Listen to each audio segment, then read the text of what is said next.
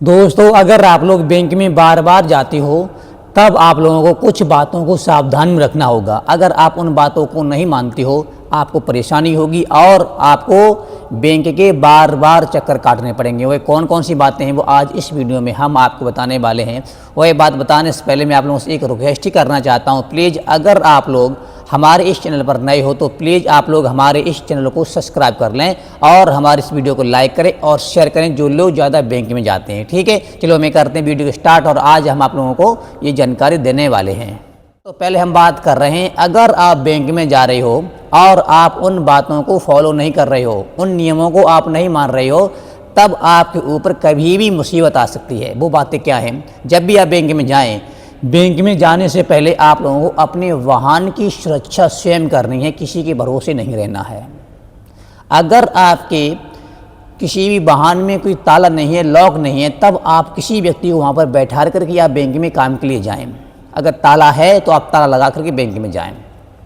और दूसरी बात यह है, जब भी आप बैंक में प्रवेश करें तब आप लोगों को ना तो हेलमेट लगाना है और ना ही मुँह ढक कर के जाना है। अगर अकस्माती बैंक में कुछ हो जाता है तो सबसे पहले आप पकड़े जाओगे, क्योंकि आपने मुँह ढका हुआ है या फिर आपने हेलमेट लगाया है। इसलिए कहना चाहता हूँ, बैंक में जाने से पहले आपको ना तो हेलमेट लगाना है और ना ही आपको मुँह ढक कर जाना है। और तीसरी बात, बैंक में जाते समय आपको कॉलिंग नहीं करनी है। शायद लोगों को लगे इसने कि क्या गलत काम कर रहा है, इसलिए कहना चाहता हूँ इन बातों को आपको मानना बहुत ज़रूरी है। अगर आप इन बातों को नहीं मानोगे तो आप फंस सकते हो और आपके ऊपर मुसीबत आ सकती है। अब मैं बात कर लेते हैं कुछ मेन पॉइंटों के बारे में। आप जब भी बैंक में जाएं और जो से भी काम के लिए जाएं, आप सबसे पहले अपने सारे डॉक्यूमेंट अपने साथ में लेकर के जाएं।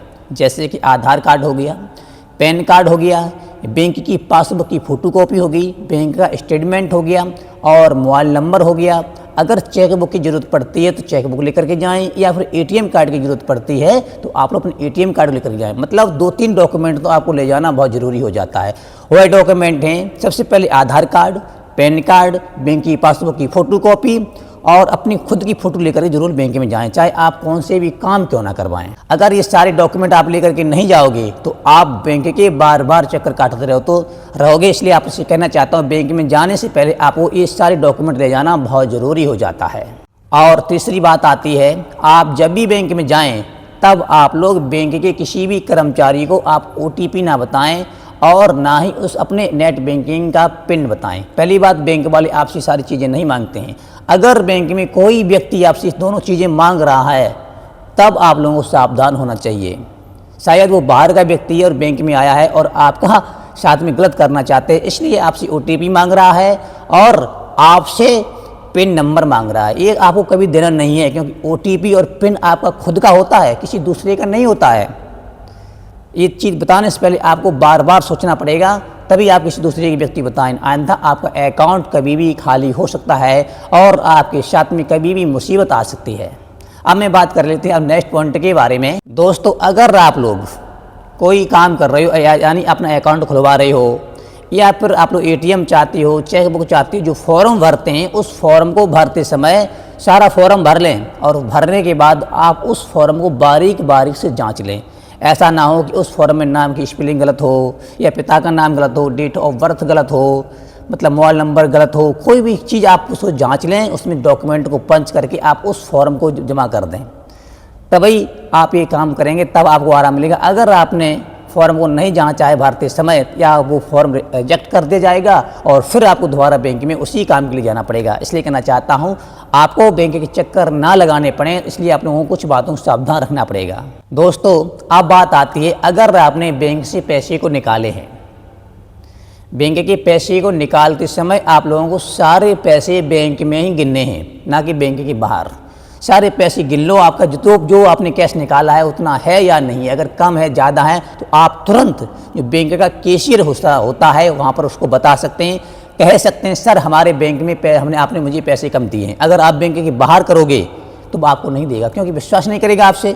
इसलिए कहना चाहता हूँ, जब भी आप कैश को निकालें आपको बारीक बारीक से वहीं पर गिन लें, तभी आप लोग बैंक से बाहर निकलें, नहीं तो आपके साथ कभी गलत हो सकता है। नोटों की जांच कर लें, ये नोट सही है या फिर नकली है। समझ रहे हमारी बात को? मैं इतना कहना चाहता हूँ। और अगर आप पैसे को जमा कर रहे हो आप, तब भी आप सोच समझ कर नोट गिन के आप विड्रॉल में जितने आपके पास नोट हैं उतने विड्रॉल भर के आप कि जहाँ पर कैशियर बैठता है आप वहाँ पर जमा कर देंगे, आपका काम हो जाता है। दोस्तों नेक्स्ट बात आती है, जब भी आप बैंक में जाएं आप लोग अपने बैंक में सारे डॉक्यूमेंट को संभाल करके रखें, या फिर जो भी रसीद आपको मिलती है उनको आप संभाल कर रखें। नहीं तो या तो आप भीड़ में फट जाती है या फिर कोई व्यक्ति क्या करेगा, आपकी जानबूझ करके आपकी चुपचाप फॉर्म को या रसीद को फाड़ देगा, फिर आपको दिक्कत आएगी, आप फिर बैंक लाइन से आउट हो जाएंगे, फॉर्म को भरेंगे हैं, तब फिर आपको टाइम लगेगा। इसलिए कहना चाहता हूँ जब भी आप बैंक में जाएँ तो फॉर्म को, रसीद को, जो भी काम कर रहे हैं आप संभाल करके रखें, ठीक है। और नेक्स्ट बात हम आपको बता रहा हूँ, अगर आप बैंक में नया अकाउंट खुलवा रहे हैं या फिर आप लोग मतलब एटीएम चाह रहे हैं, चेक बुक चाह रहे हैं, क्रेडिट कार्ड चाह रहे हैं, तब आप लोगों को उस बैंक के नियम को और शुल्क को जरूर पता करना है। अगर आप ये पता नहीं करोगे तो आपके ऊपर मुसीबत हो जाएगी। अब मान चलता हूँ अगर आप कोई भी अकाउंट खुलवा रहे हो तो आपको पता करना पड़ेगा जो हम अकाउंट खुलवा रहे हैं उस अकाउंट में कितना मिनिमम बैलेंस रखना पड़ता है, जो हम पासबुक ले रहे हैं उसका कितना चार्ज हमसे काटा जाएगा, या जो हम क्रेडिट कार्ड ले रहे हैं उसमें हम लोगों से कितना शुल्क लिया जाएगा। ये सारी जानकारी आप लोगों को पता करनी है। उसी के बाद आप उस बैंक में अकाउंट खुलवाएं, या फिर आपका अकाउंट खुला हुआ है, जो भी चीज़ आप लेना चाह रहे हो तो सोच समझ कर लें, पहले उसके बारे में पूरी जानकारी को आप पता कर लें, ठीक है। दोस्तों नेक्स्ट बात आती है SMS अलर्ट और मोबाइल बैंकिंग को आप लोग हमेशा के लिए चालू रखें। इससे क्या होता है, आपको बार बार बैंक में नहीं जाना पड़ता है।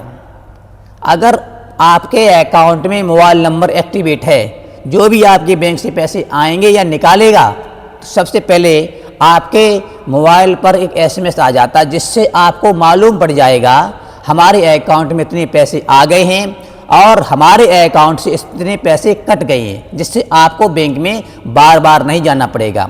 और दूसरी बात, आप लोग अगर आपके पास कोई एंड्रॉयड सेट है या कोई मतलब अच्छा सेट है तो क्या करेंगे, आप लोग उस मोबाइल में उस बैंक की नेट बैंकिंग को चालू कर लेंगे। जिससे क्या होता है, जिससे आप लोग घर बैठे बहुत सारी चीज़ों को पता कर सकते हैं। अब जैसे कि मिनिमम बैलेंस को पता कर सकते हैं और अपने मतलब नॉमिनी को भी जोड़ सकते हैं, नॉमिनी को चेंज भी कर सकते हैं, पासबुक को या फिर चेक बुक को आप लोग घर बैठे ही रिक्वेस्ट भेज सकते हैं। ये इसलिए करना चाहता हूँ और आप लोग इन कामों को ज़रूर रख लें, जिससे आपको बार बार बैंक में ना जाना पड़े। दोस्तों लास्ट बात ये है, अगर आपसे कोई व्यक्ति बैंक में खाली कागज़ पर साइन करवाता है या फिर वहाँ पर कागज़ पड़ा हुआ है और आपने साइन करके वह कागज़ को वहीं पे छोड़ दिया है, तो आपको ये कतई करना नहीं है। अगर आपने ऐसा कर दिया तो आपके साथ में कभी भी छल कपट हो सकता है और आपको मुसीबत आ सकती है। इसलिए कहना चाहता हूँ, कोई व्यक्ति आपसे साइन करवा रहा है खाली पन्ने पर या पैसे निकालने वाले विड्रॉल पे साइन करवा रहा है, तब आपको नहीं करना है। होशियार होना है, सावधानी रखनी है, नहीं तो आपके साथ में कभी भी गलत हो सकता है। आप साइन कर देंगे और वो क्या करेगा, बैंक में जा करके आपके नाम से आपके अकाउंट से सारे पैसे निकाल लेगा। फिर क्या होगा आप तो खुद ही जानते हो हैं। इसलिए कहना चाहता हूँ, बैंक में जाते समय कुछ बातों को ध्यान में रखना बहुत ज़रूरी हो जाता है। दोस्तों ये वीडियो हमने इसीलिए बनाई हुई है क्योंकि हमारे कुछ भाई बहन रुतबे में होते हैं ना, रुतबे में जो समझते हैं हम बहुत कुछ हैं, तो बैंक में चले जाते हैं तो उनके साथ में ऐसी घटना घटी जाती हैं।